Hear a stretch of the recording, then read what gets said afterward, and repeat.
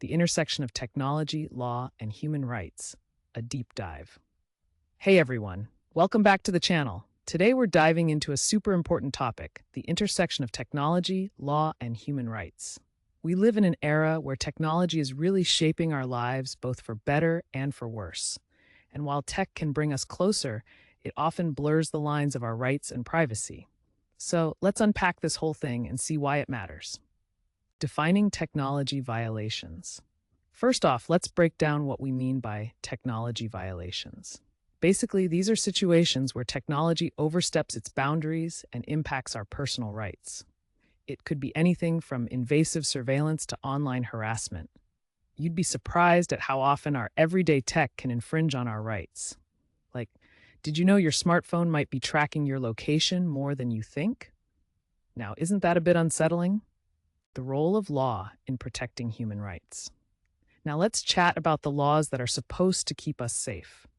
In the US, we have laws like the Fourth Amendment, which protects us from unreasonable searches and seizures. Sounds great, right? But here's the kicker. While these laws are designed to protect our rights, they're not always enforced in a way that genuinely safeguards us.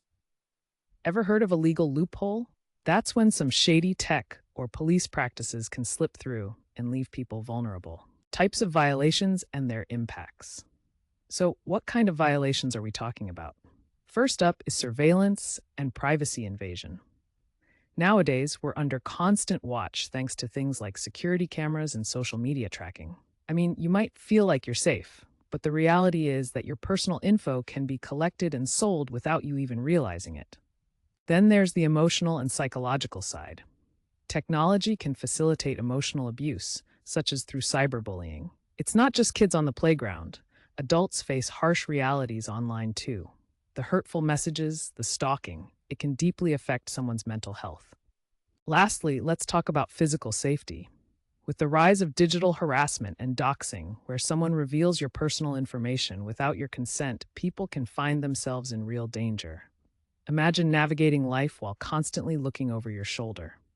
That's the reality for many. The criminal element, corruption and abuse.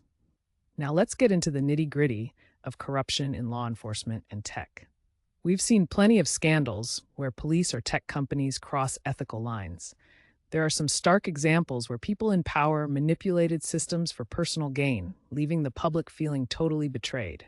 It's no wonder trust in our police and legal systems has been shaken.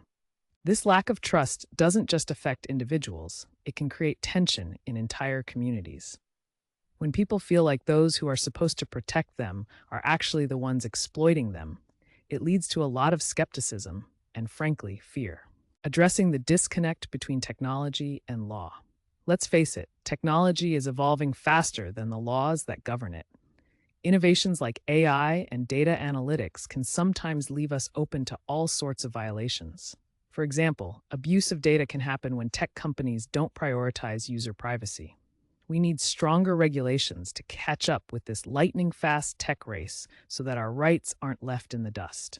Future solutions and recommendations. So, what can we do about it? For starters, we need to advocate for stronger laws and regulations that really protect us. We should also push for more awareness and education on our rights. It's essential that everyone knows what their rights are, be it online or offline. Collectively, we have the power to make a difference. By working together, we can hold tech companies and law enforcement accountable for their actions. Remember, it's all about standing up for each other's rights and making sure that in this tech-filled world, we don't leave anyone behind.